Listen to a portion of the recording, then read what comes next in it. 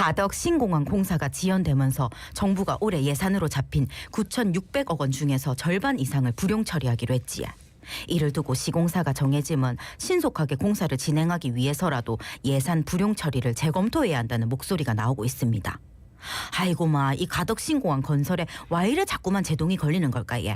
자세한 내용 알아보겠습니다. 네, 미래사회를 준비하는 시민공감 이지후 이사장 전화로 만나봅니다. 안녕하십니까? 네, 안녕하세요. 예, 이사장님 반갑습니다. 아니, 가덕 신공항 예산이 절반 넘게 줄어들게 됐습니다. 이 부분 좀 짚어주시죠. 이게 참 지역으로서는 안타까운 일인데요. 예. 정부가 올해 가덕 신공항 예산 9,640억 원 중에서 네. 이 약 5,200억 원 어찌 보면 딱 절반입니다. 이것을 불용 처리한다고 추경을 통해 감액 결정을 내려버렸거든요. 예.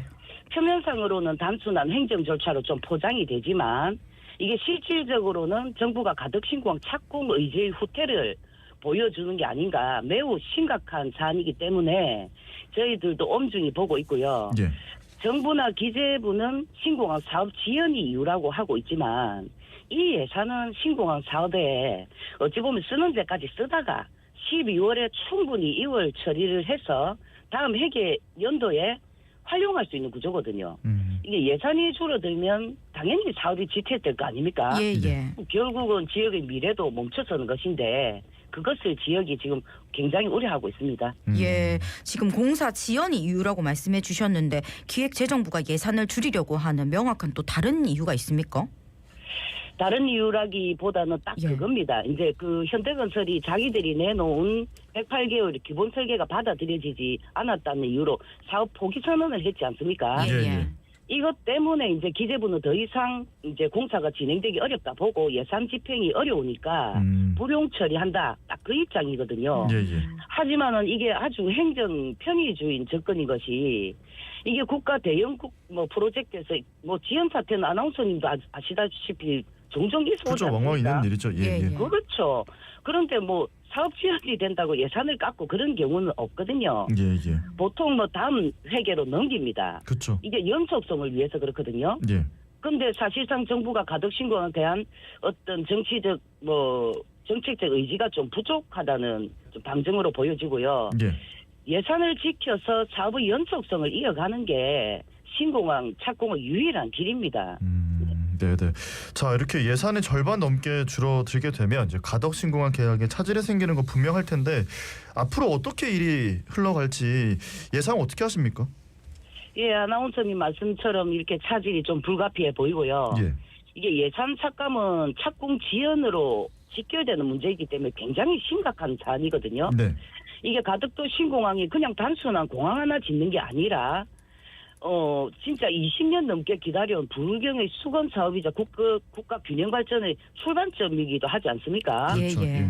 이런 중대한 시기에 이런 예산이 줄어버리면 설계나 보상, 인프라 연계 등 모든 단계가 다 흔들려 버립니다.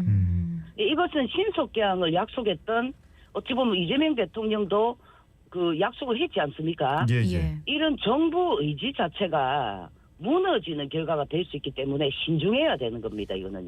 예. 아니 그런데 부산시가 이 가덕 신공항 완공과는 별개로 관련 인프라 공사, 그러니까 도로, 철도 공사는 계속 진행할 예정이다라고 밝혔더라고요. 네, 부산시가 그런 입장을 밝힌 거에 대해서 일단 네.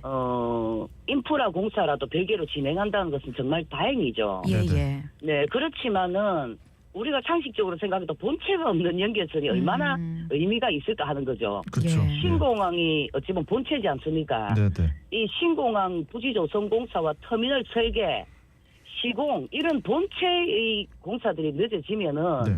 결국 도로와 철도도 수정이 될 수밖에 없거든요. 그렇죠. 예. 이건 투트랙으로 가야 되는 겁니다. 처음부터.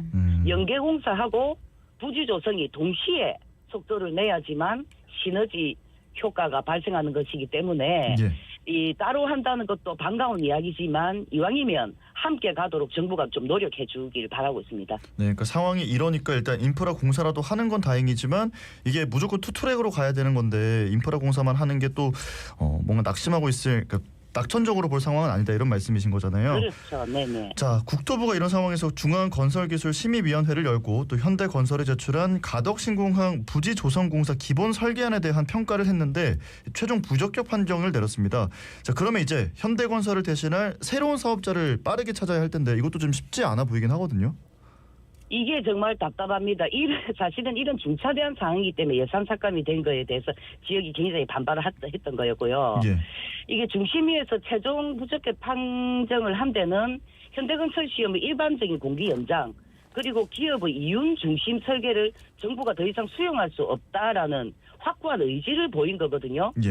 이 계약 파기의 책임이 현대에 있고 정부가 그런 결정을 내렸다면 빠르게 재입찰 절차를 개시를 하고 다음 사업자 선정에 돌입을 해야 됩니다. 예. 근데 정부가 사업을 반드시 하겠다라는 메시지를 강하게 줄 때 그때라야 건설사들도 자신 있게 참여를 하거든요. 예. 그래서 정부는 무엇보다도 그런 확고한 의지를 보여야 되고 지금이라도 빨리 시공사 선정에 나서야 됩니다. 예. 근데 일각에서는 재입찰 과정에서 건설사들의 입김이 강해질 거라는 우려 목소리도 있던데 이 부분은 어떻게 보십니까? 저희도 신공항 이 사업 초창기부터 그런 우려들을 충분히 예, 인식을 예. 하고 있고요. 예. 그렇지만 아나운서님도 한번 돌아보시면 현대건설이라고 해서 예외였습니까? 어찌 보면 이번 국토부의 조치는 대형 건설사들이 간행처럼 해왔던 공기 부풀리기, 공사비 증액 요구에 대해서 단호히 선을 끈 사례라고 볼 수 있는데요. 예. 이는 이제 우리의 지역사회 요구이기도 했고요. 이럴 때일수록 정부는 원칙을 갖고 협상에 임해야 하고요. 지역 건설사들과도 사실 긴밀한 협조를 해나가야 되거든요. 그동안 지역은 사실상 너무 배제되어 왔습니다. 네. 이제는 지역 업체의 참여, 이런 이익도 보장받는 방향으로 구조를 바꿔야 되고요. 대기업이 수주하고 하청까지 수도권에서 이렇게 모두 끌어오는 구조, 이 구조가 더 이상 지속돼서는 안 된다. 이번 현대건설 사태를 봐도 기업의 공정성과 신뢰, 투명성이 얼마나 중요한지 알게 됐잖아요. 예. 그래서 이제 단호히 철퇴를 내린 거 아닙니까, 현대건설에? 예, 예. 네, 그래서 이런 우려들은 그렇게 크게 걱정은 안 하셔도 될 것 같습니다. 네. 자, 지금 자갈찾음의 방송 듣고 계시는 청취자분들, 부산 시민분들께 끝으로 한 말씀 남겨주신다면요? 네, 그동안 우리 너무 고생했습니다. 그런데 가덕도 신공항 예산 삭감은 지역 발전에 대한 우려를 키우고 있습니다. 예산은 지역의 미래와도 직결되고 있고요. 예. 축소될 경우에 사업 추진이 위촉될 수 있습니다. 정부가 신속한 계약 약속을 지키려면 정확한 로드맵을 제시해서 이런 지역의 불신을 해소해 주시기를 간곡히 좀 요청드립니다. 예. 오늘 말씀은 여기까지 듣겠습니다. 고맙습니다. 감사합니다. 네, 감사합니다. 네, 지금까지 미래사회를 준비하는 시민공감 이재후 이사장과 이야기 나눴습니다.